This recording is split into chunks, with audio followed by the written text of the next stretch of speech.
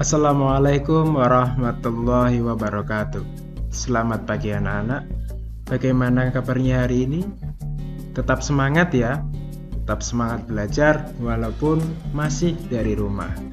Oke, jumpa lagi dengan Ustadz. Kita masih di tema 1, subtema keempat, pembelajaran yang kedua. Oke, langsung saja ya kita belajarnya ya.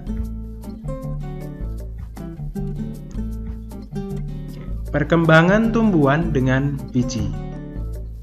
Sebagian besar tumbuhan berkembang biak dengan biji. Tumbuhan dewasa akan berbunga dan menghasilkan buah. Di dalam buah terdapat biji. Biji berkembang menjadi tanaman baru.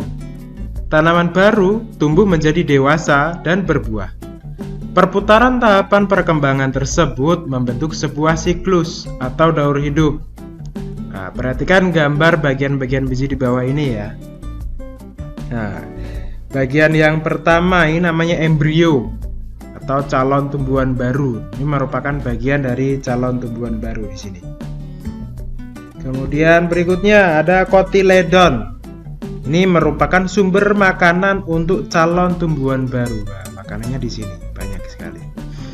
Kemudian yang ketiga bagian selimut biji. Ini fungsinya untuk melindungi biji.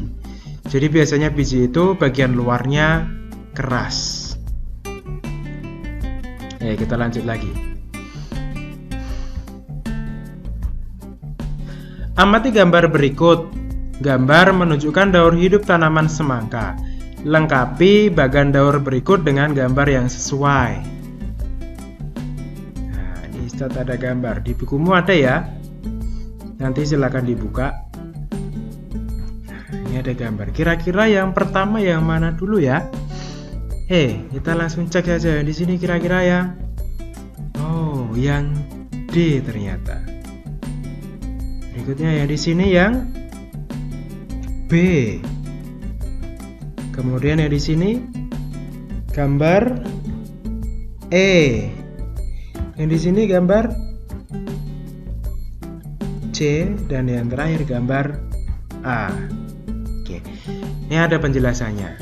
Kalian bisa menggambar ini kemudian bisa dikerjakan di buku tulismu ya. Nah, ini penjelasannya seperti ini. Nah, awalnya biji.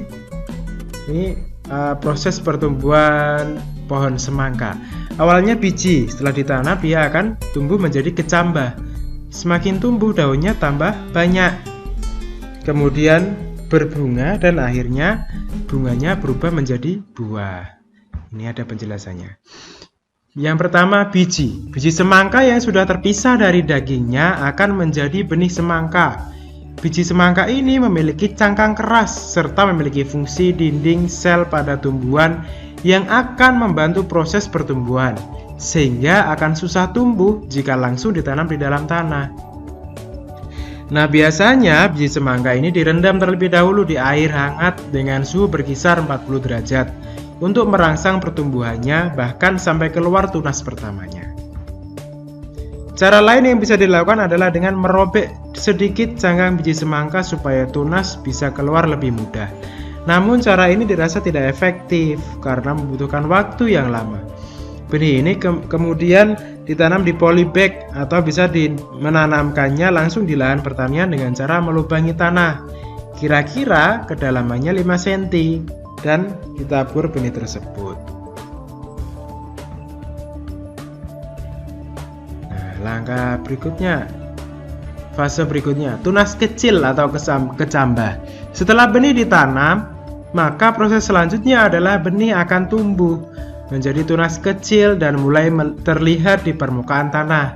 Pada fase ini, bagi para petani perlu menyiapkan kayu sebagai media merambat semangka, karena batang semangka akan mulai tumbuh. Yang ketiga, fase bunga. Fase selanjutnya adalah ketika semangka sudah merambat, maka dalam beberapa waktu kemudian akan mulai muncul bunga dengan bagian-bagian bunganya. Bunga semangka unik karena memiliki 2 kelamin dalam satu bunganya, yaitu jantan dan betina sekaligus, atau biasanya juga disebut sebagai bunga banci. Bunga semangka cukup besar dengan warnanya kuning mencolok. Kemudian bunga semangka lambat laun akan menjadi buah semangka. Nah, ini fase yang terakhir buah semangka. Awalnya buah semangka hanya sebesar bola bekel, kecil sekali. Namun ketika sudah mulai pertumbuhan semangka bisa mencapai ukuran sebesar bola basket atau bola voli. Karena batangnya merambat, maka buah semangka akan tumbuh di atas tanah. Pada saat ini, peran biologi dalam pertanian perlu diperhatikan oleh petani, seperti memperhatikan tanah apakah lembab atau tidak, karena jika terlalu banyak air bisa membuat semangka rusak dan membusuk. Nah, biasanya para petani semangka itu membolak-balik buah semangkanya biar tidak busuk, itu tadi ngecek permukaan tanahnya. Petani juga perlu memperhatikan tingkat keasaman tanah. Untuk bisa menetralkan pH, bisa menggunakan teknik pengapuran. Pengapuran ini caranya dengan menaburkan kapur yang mengandung kalsium dan magnesium. Kemudian bila perlu, para petani juga bisa menambahkan pupuk. Pupuk yang digunakan sebaiknya yang berupa pupuk organik dari limbah tumbuhan atau kotoran hewan, karena akan mempengaruhi kualitas semangka itu sendiri. Nah, selanjutnya kamu bisa menuliskan dengan bahasamu sendiri tahapan-tahapan pertumbuhan dari pohon semangka atau buah semangka itu. Di bukumu sudah ada, nanti bisa dibuka sendiri ya.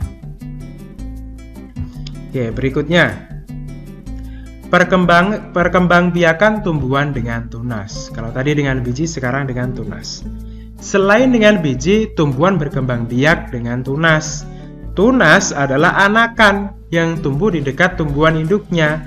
Ada juga tunas yang tumbuh di daun induk. Contohnya tanaman cocor bebek. Salah satu contoh tumbuhan yang bertunas adalah pisang dan cocor bebek. Nah, ini gambar tanaman. Ini pisang, ini tebu, ini bambu, dan ini cocor bebek. Kalau pisang itu di sekelilingnya ini ada pohon kecil, anakan pohon pisang. Tebu juga seperti itu, di sekitar pohon induknya juga tumbuh anakan. Bambu juga seperti itu. Untuk bambu yang masih sangat muda, tunasnya itu bisa diolah, bisa dimasak, namanya rebung. Bisa disayur, bisa dibuat isian lumpia, macam-macam. Tunas pisang tumbuh dari batang yang ada di dalam tanah. Tunas pisang tumbuh menjadi tumbuhan baru di sekitar induknya. Tumbuhan cocor bebek berkembang biak dengan tunas daun. Tunas cocor bebek tumbuh di tepi daun. Nah, ini gambarnya, gambar yang tadi ya. Pohon bambu juga berkembang biak dengan tunas. Anakan pohon bambu akan tumbuh di dekat tumbuhan induknya.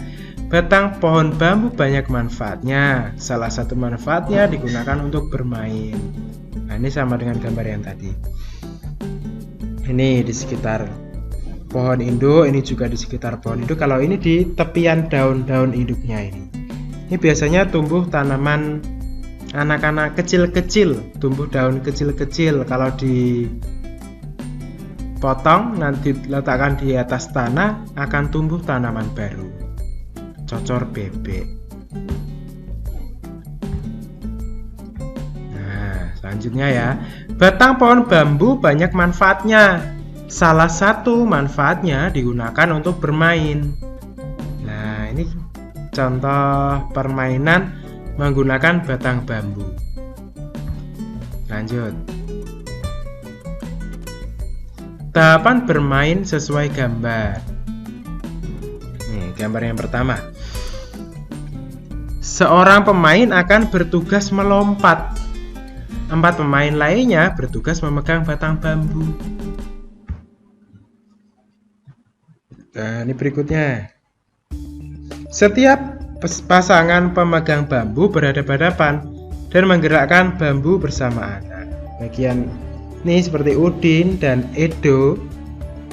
Ini menggerak-gerakkan bambu secara bersamaan.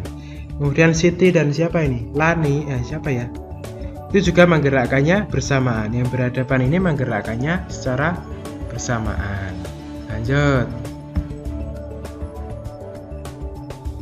Gerakan bambu dengan buka dan tutup secara bergantian dengan hentakan masing-masing 2 kali hentakan. Pemain yang tidak memegang bambu melompat-lompat pada bambu yang terbuka. Nah, ini yang terbuka ini melompat, dia melompati. Kalau tertutup ini kan nggak bisa. Jangan sampai kakinya terjepit bambu sesuai irama. Lanjut. Oh, sudah selesai. Lanjut lagi ya.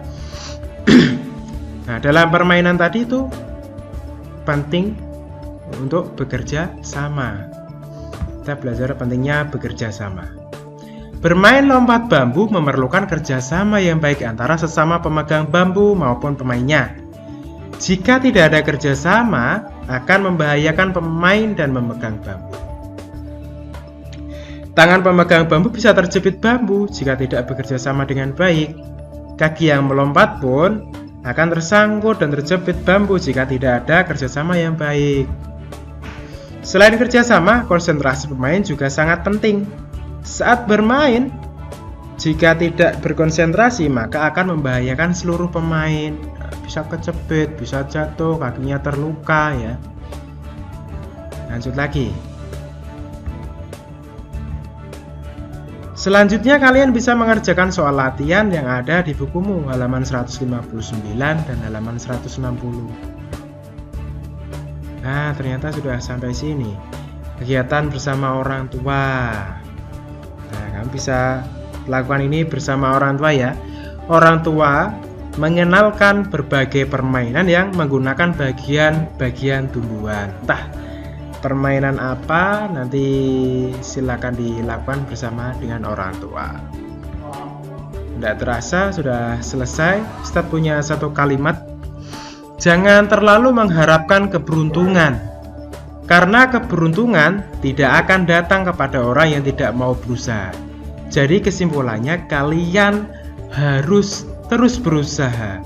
Jangan hanya mengharapkan bejo atau keberuntungan, karena keberuntungan itu tidak akan datang pada orang yang tidak mau berusaha. Oke, sekian dari Ustadz. Semoga bermanfaat. Tetap belajar, tetap semangat, selalu jaga kesehatan. Assalamualaikum warahmatullahi wabarakatuh.